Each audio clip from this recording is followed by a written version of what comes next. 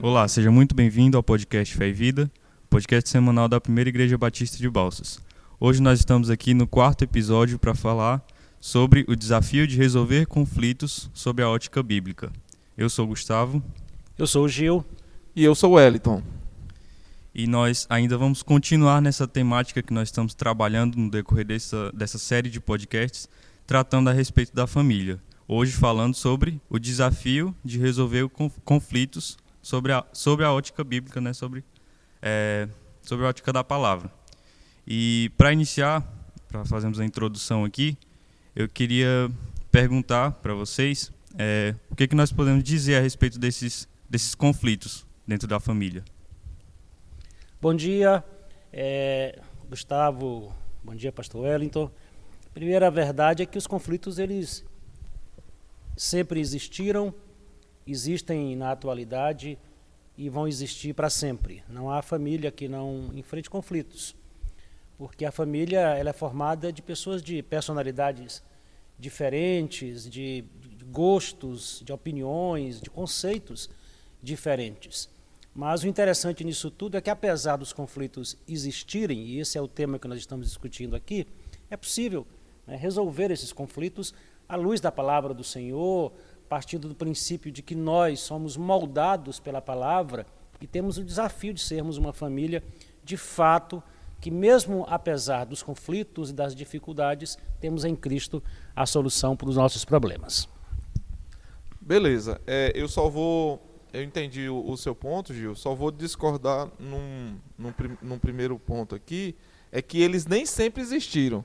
Né? A gente tem um relato bíblico de um momento em que uma família não teve conflitos, ali em Adão e Eva, né? Existia um momento em que não houve conflito, que eles viviam de forma harmoniosa, né? À medida que davam ouvidos aos conselhos de Deus. Eu entendi seu ponto, né? E você está falando da perspectiva pós-pecado, né? Evidentemente.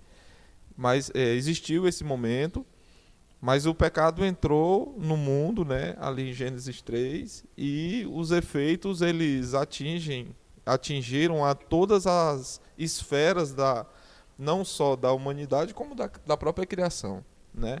Então, Adão e Eva tiveram o primeiro conflito ali pós-pecado, e o conflito deles tinha a ver com, naquele momento,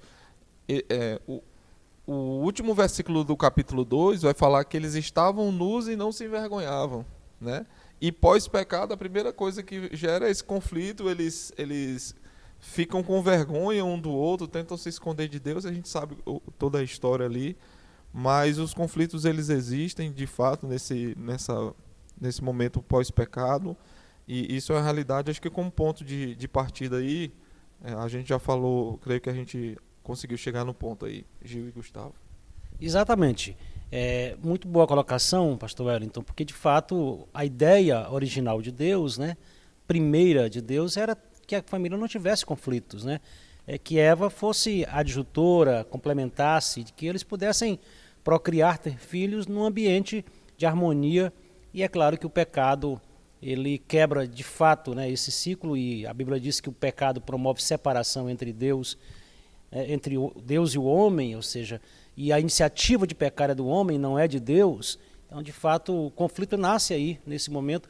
Quando eu me refiro que sempre existiu, é exatamente pensando nessa ótica pós-pecado, pós o ato de Adão e Eva de cometerem pecado diante do Senhor. Muito bom. Então, aqui o que a gente pode compreender de início é que esses conflitos eles não faziam parte, né, do plano de Deus, a princípio. A questão aí do relato da queda, antes da queda, não havia esses conflitos, mas por consequência disso, né, do pecado, e nós estamos dentro do ambiente de família lidando com pessoas com personalidades diferentes, e o pecado ele nos afeta dessa forma, né, nos causa esses atritos, né, de muitas vezes não conseguir compreender da forma correta a outra pessoa, enfim, vários pontos, né, mas que a princípio surgiram por conta da queda, né, do pecado, lá em Gênesis. E aqui eu acho que a gente já entra no ponto das causas, né, desses conflitos, mas o que vocês poderiam explanar mais a respeito disso, das causas desses conflitos dentro do ambiente familiar? Trazendo para o nosso momento hoje, a gente vive no chamado tempo de pós-modernidade, né? Que é esse conceito sociológico, filosófico, de que as coisas são mais temporárias, aparentes, e que elas devem ser contextualizadas com o ambiente cultural, social e etc. A gente pode apontar, viu, pastor Wellington e Gustavo, algumas causas que são muito frequentes, que acabam resultando nesses conflitos familiares. Um deles é o individualismo. Nós somos famílias que vivemos juntos, porém separados, do ponto de vista de sermos individualistas. O outro é o pragmatismo. Nós queremos as coisas imediatas, nós estamos vivendo, inclusive, no meio mesmo evangélico, cristão, uma teologia chamada de teologia da prosperidade, que diz que a gente coloca meio que Deus contra a parede para que a gente tenha coisas imediatas. Tudo isso acaba gerando conflitos, porque as pessoas, a gente vive num ambiente onde as respostas têm que ser imediatas, inclusive da parte de Deus. A gente não compreendeu ainda, muitos de nós não compreendemos ainda o fato de que Deus é soberano e de que Ele tem vontade soberana sobre as nossas vidas, mas muitas vezes a gente quer colocar as nossas vontades acima das vontades de Deus, e dentro do ambiente familiar isso acontece muito. Os conflitos nascem geralmente por conta dessas duas situações, individualismo e pragmatismo. É verdade. Então estava tudo indo bem, o relacionamento ia bem, a comunicação ia bem, não havia conflitos aí, voltando aqui sempre para o nosso ponto, né? Não havia um conflito nem entre Adão e Eva, e nem do casal com o Senhor, enquanto eles estavam no ambiente de obediência. E aí tudo muda, né? De repente a página é virada, o homem então passa a não valorizar esse ambiente de cumplicidade, como eu já falei, né? Esse ambiente sadio, saudável de comunicação entre Deus e eles, e entre o próprio casal, e então dão ouvidos à voz de Satanás, né? É muito bom. E a questão do individualismo, né, eu também acho interessante. E trazendo isso para a nossa vida, né, para o nosso cotidiano, quais as consequências que isso pode trazer dentro do ambiente familiar? Todos os pontos que foram destacados aí, principalmente do individualismo. O que vocês têm a dizer a respeito disso? Quando você olha, por exemplo, o casal Adão e Eva e vê, por exemplo, toda essa situação que acabou resultando na queda do homem e, consequentemente, também no pecado e tudo, e quando a gente traz isso para os dias de hoje, não é muito diferente. A gente vive hoje uma sociedade onde essas consequências, né, dos conflitos familiares são presentes. O pastor falou, por exemplo, em doenças aí, é o que os especialistas chamam de doenças psicossomáticas, né? São aquelas doenças que começam no corpo, aliás, começam na mente, se manifestam no corpo. A gente vive hoje, por exemplo, numa sociedade de famílias que vivem extremamente ansiosas. A ansiedade onde o ter é muito mais importante do que o ser, onde a busca pelos interesses pessoais, por poder, por dinheiro, por fama, sabe? E a sociedade, a mídia, tudo aquilo que a sociedade existe acaba pressionando a família, porque se eu não tiver um bom carro, se eu não tiver uma boa casa, se eu não tiver um bom emprego, isso vai gerando uma ansiedade dentro do seio da família, e isso acaba, de certa forma, gerando conflito, porque há competitividade, fulano de tal, família de fulano de tal tem, a minha não tem. Tudo isso são consequências dessas crises familiares que existem hoje, sem falar, é claro, na perda de autoridade às vezes do marido, na perda de autoridade da mãe. Essas coisas todas acontecem nesse ambiente por conta exatamente desse rompimento, né? Eu acho que a palavra-chave aqui hoje é rompimento. Esse rompimento da relação minha com Deus, da minha relação com o Senhor, da minha família e assim por diante. E é muito sério quando a gente pensa das consequências imediatas ali do próprio Adão mesmo, que não cumpriu seu papel como marido, né? E de Eva, que deixa de dar ouvidos naquele momento, momentaneamente ali, à voz de Deus em primeiro lugar, e as orientações que haviam sido dadas da parte, porque ela não recebe a informação do próprio Deus. Quem recebe a informação do próprio Deus é Adão. Adão repassa essa informação. Para reforçar aquele fato de que o homem, a figura masculina, é o sacerdote. Exato, não é verdade? Exato. E aí, de fato, você tocou em pontos aí que são bem interessantes da gente refletir, porque quando o homem deixa de cumprir o seu papel, mas também quando a mulher deixa de cumprir o seu papel, então há essa perda de autoridade, de referências, e nós somos muito carentes de referências hoje na sociedade, né? Porque nós já falamos sobre isso, acho que no primeiro podcast que nós gravamos aqui, sobre o fato de não haver uma verdade absoluta, né? E nós cristãos temos sim uma verdade absoluta, é a palavra de Deus que nunca falhou, nunca falhará, é a palavra de Deus dada ao homem, e ela é esse norte, né? Vamos pensar aqui no farol que aponta para a beira-mar, né? Então dá uma direção para quem está à deriva no mar. Exatamente. Inclusive, uma das bases desse conceito de pós-modernidade é exatamente o relativismo, onde tudo é relativo, nada é absoluto. E muitos princípios bíblicos, boa parte deles, é exatamente imperativo, é ordem, é absoluto, não é opcional. Por exemplo, amar a minha esposa assim como Cristo amou a igreja é um imperativo. Filho honrar pai e mãe é um imperativo, não é uma condição, ou seja, não é uma condição que eu tenho a opção de fazer ou não, ou seja, o segredo para que a família viva bem e para que ela enfrente esses desafios parte desse princípio de que honrar pai e mãe, marido seu sacerdote do lar, a esposa de fato se colocar no seu lugar como auxiliadora, como ajudadora, né, e assim por diante, honrando também o seu esposo. Essas coisas todas a gente percebe hoje que a grande mídia, a gente percebe hoje que o que está acontecendo hoje, por exemplo, com o movimento de redes sociais, os reality shows, as novelas, os filmes, as séries, tudo ali está intrínseco ali de forma, às vezes, subliminar, essa destruição da base sustentada da família, que é a palavra de Deus. A gente percebe isso muito claramente. Nós que somos cristãos, que vivemos essa experiência, pastor, sabemos exatamente do que nós estamos falando, não é verdade? E outras vezes nem tão escondidas mesmo, estão bem às claras hoje, né? Já tá, eu me lembro ali na minha infância que havia ainda ali, quando você olhava uma novela, um filme, as séries não eram tão presentes naquela época, né?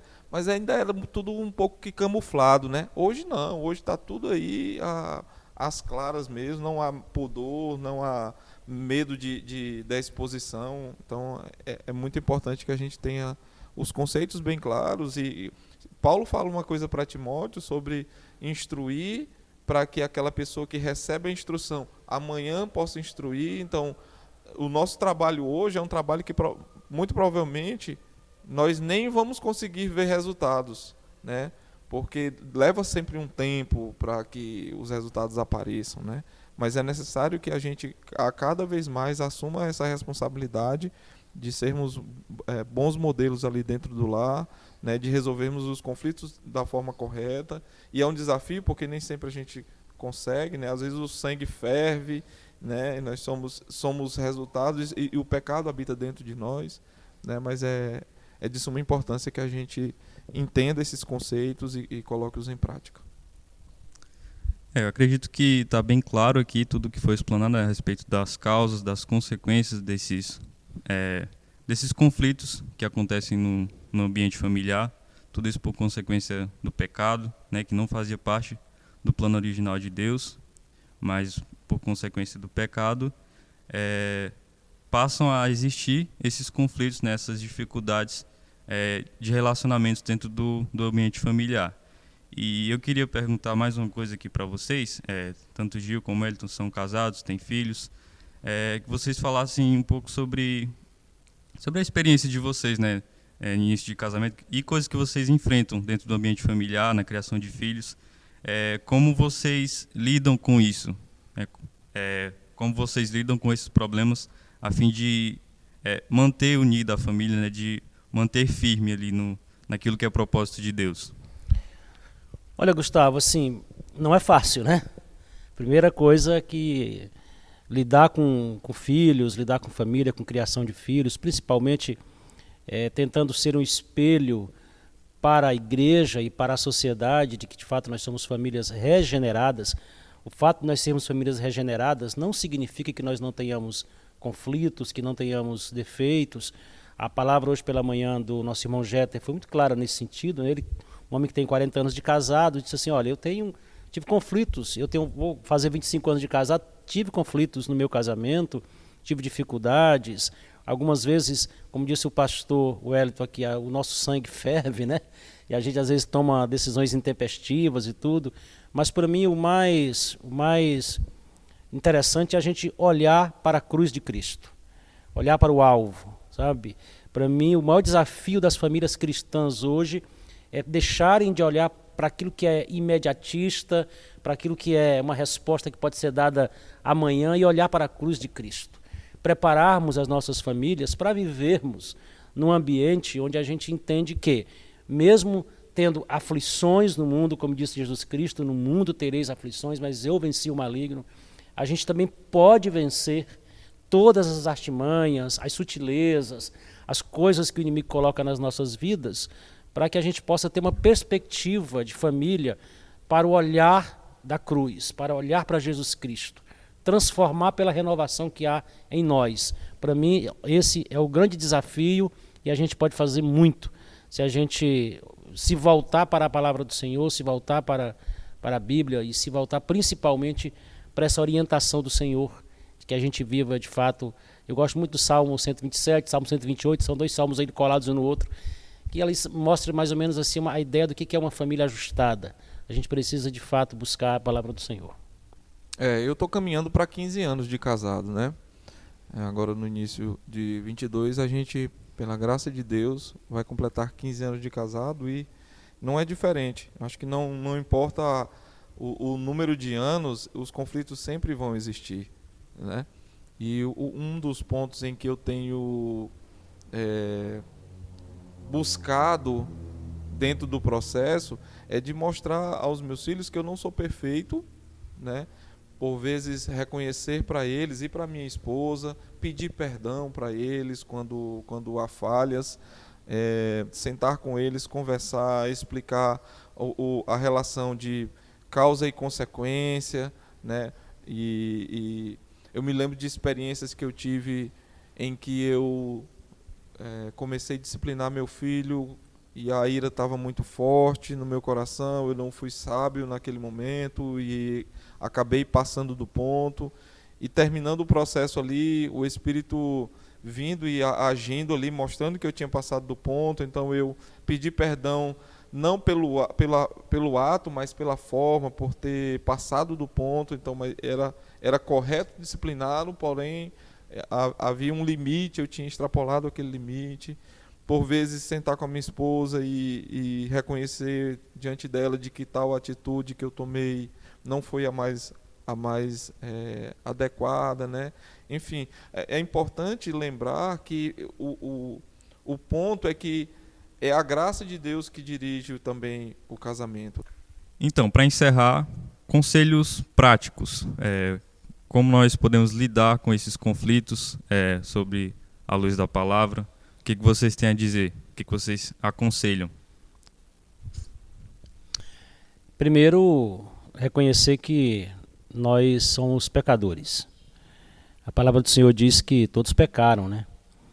E o pecado acaba nos trazendo como consequência, a gente já viu aqui essa questão dos conflitos familiares. O conselho que eu digo é se voltar para o Senhor, né? Os grandes homens da Bíblia, quando enfrentaram conflitos familiares, só conseguiram resolver quando eles se voltaram para o Senhor. É o caso de Davi, por exemplo, quando teve conflito familiar, o próprio Salomão, que foi omisso em algumas situações. O primeiro conselho é esse, é entender que se a gente não se arrepender, se a gente não pedir perdão, se a gente não abrir um canal de comunicação com Deus e com a família, a gente não vai conseguir resolver conflitos familiares. Eles existem, né? Vão existir, mas a gente tem essa ferramenta maravilhosa, que é a palavra de Deus, nossa regra de fé e prática. É isso. Nós temos uma ferramenta útil para resolver o nosso problema, né? Para resolver o nosso problema. É isso aí. Muito obrigado, Gil, Wellington, por esse tempo, né? Pela disposição de vocês. Muito obrigado também a quem está aí nos ouvindo, a você que está nos ouvindo. E nós esperamos que isso de alguma forma tenha abençoado a sua vida. E se esse podcast, né, te abençoou de alguma forma, nós também pedimos que você compartilhe com outras pessoas, né, mande o link, nos dê seu feedback. Se estiver ouvindo pelo YouTube, comenta aí o que você achou do episódio, pontos que nós podemos estar melhorando. Enfim, o nosso propósito aqui é que você seja abençoado e que o nome de Deus seja glorificado. Gilberto, vocês têm mais alguma coisa para falar? Só agradecer a oportunidade, né? É o primeiro podcast dessa série que eu participo e gostei muito da iniciativa da igreja. Eu acho que é um canal de comunicação importante. Você pode ouvir o podcast em casa, quando estiver no carro, em tantas outras coisas. Assim, quanto mais oportunidades nós tivermos de aproveitar os benefícios da tecnologia para falar de coisas verdadeiras e legítimas, né? Principalmente em temas tão relevantes, né? Eu acho muito importante. Então, obrigado aí pela oportunidade de participar e estou à disposição para os próximos. É isso aí, o microfone está aberto para você, sempre, né? E, de fato, essa é a nossa expectativa de... Às vezes a gente investe tempo, né? Eu tenho usado um termo aqui, tenho me policiado, né? Até foi um dos retornos que nós tivemos. Mas às vezes a gente investe o nosso tempo em tantas coisas que não vale a pena, né? Quantas vezes nós ficamos assistindo ou ouvindo coisas que não edificam, que não trazem nenhum crescimento para nós. Então, o nosso encorajamento é que você invista seu tempo naquilo que de fato vai trazer valores eternos para você. E a nossa expectativa é que o nosso podcast, né, da Primeira Igreja Batista de Balsa, seja uma dessas ferramentas para você. E o convite para você também que nos assiste, que nos ouve e ainda não nos fez uma visita, né? Nós estamos à sua disposição, queremos abençoar você de outras formas também e ficamos à sua disposição.